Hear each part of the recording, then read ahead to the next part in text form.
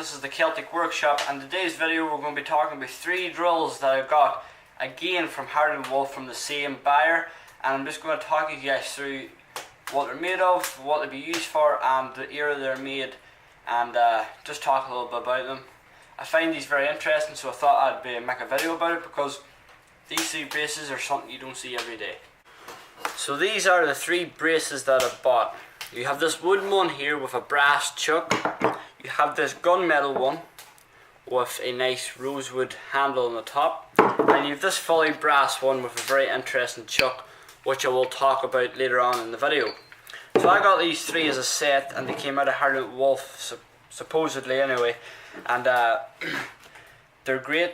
They're very nice. I've never seen nothing like it. You see the traditional brace here in Ireland, which is just the ordinary run-of-the-mill brace. So this is just the basic, and then you get the very fancy one.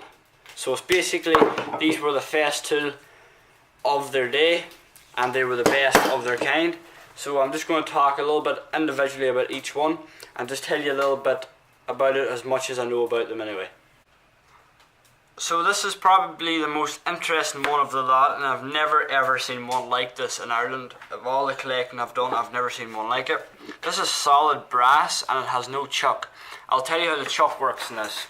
So basically you have this wing nut here, and you unscrew it and it pulls out your bit.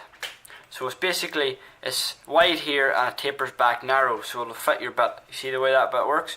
And just slides in nicely. And you just use this brass wing nut like that, and that secures your bit in place. The rest of it is nice and brass and it's polished, so the guy polished it. And then up here you have the even brass hand holding thing. I don't know what you call it, the palm. I'm just going to call it the palm. And this actually runs fairly good.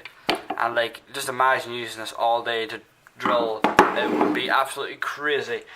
So yeah, this would date back to the 1800s, 1900s. Well, I'd say around 1890 to 1920, something around that area. This would be made. This probably was made by the craftsman himself, so he probably forged it himself, or it could have been built in a factory. But as I've looked over it, I have not seen any makers' names on this at all. The second one is, these are actually quite rare. You don't get them in such good condition here in Ireland. As I said earlier, that the ordinary brace was the one that you mostly got here. So as I said, these are probably the Rolls Royce. This one here is a mahogany, I think. It's actually beech. Beech and brass. What we call them, brace or a hand drill, maybe in different countries. This one is pretty good. As you can see up here, as I'll show you with this bit, is that this one is actually spring loaded, so you just press the button and this should fall in. It should anyway, but it's quite hard to press. But you get the idea. You press this button and it slackens a little guy in here in the chuck, and that actually makes the bit go in and tightens up against the bit. So you can see you have the brass bit, and you also have a maker's name on it. So the maker's name is Brown and Co. Flavor, England, or Flavor, Sheffield. Oh, it's Brown and Flavor, Sheffield. So at least there's a maker's name on this one. So then you have the palm up here, which is also made out of beech or mahogany. I'm not sure what this is made of. I think it's a beech body, and maybe it's mahogany, I'm not sure. And you've these little brass colours here, so it will keep it from wearing. And this runs pretty well, and it will actually work pretty well. So there's not really a lot of significant wear in this plane. Maybe they oiled it again, but I can't feel any oil off it. It would have been used, but this wouldn't have been used a lot. It's in pretty good condition for its age. I would date this one maybe 1920, 1930, 40s-ish. Maybe even earlier than that. I'm not good at dating stuff, but you have a fair idea when you look at it what age this is. So this is absolutely beautiful, and I will probably use this if I'm doing any unplugged projects because it's just so nice. The final one is this gunmetal and mahogany brace, and this one has a big ball in the middle, so it's more comfortable for your hand, so it fits in the palm of your hand perfect like that. You have your palm up here with this little brass thing to hold it in, and this one doesn't run as free as the rest, but still pretty solid. You also have your bit thing up here again, and this one works a little bit better. So my bit's, well, you just push it in, and there's your bit in, and it's pretty good. There's no maker's name in this again. As far as I can see, there's no maker's names on it. But altogether, really, really nice. It's really rare as well. I can't find any of these, and they came from HARLAND WOLFF. Is even more rare to me. So let's go and find out what one of these work like.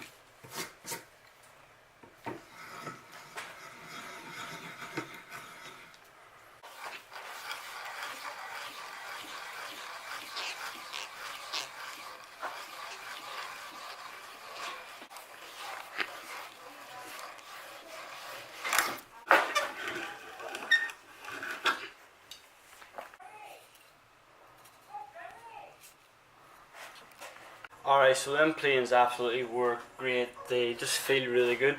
So for every one of them videos I showed you there, I used a different one, and the bit was actually dull and wasn't really getting anywhere with it, so I changed to a smaller auger bit, and it did a really good job. So guys, as I said, I'm really happy with these. These came out of the same shipyard, HARLAND WOLFF, which you might know had made the Titanic. And I have no paperwork for these, but I'll take the guy's word as he was pretty honest the last time. So guys, if you liked this video, please leave a thumbs up, and if you'd like even more, subscribe. There will be weekly videos coming out every week about rare antique tools and planes, so keep in touch. So guys, thank you for watching, and I hope you have a nice day.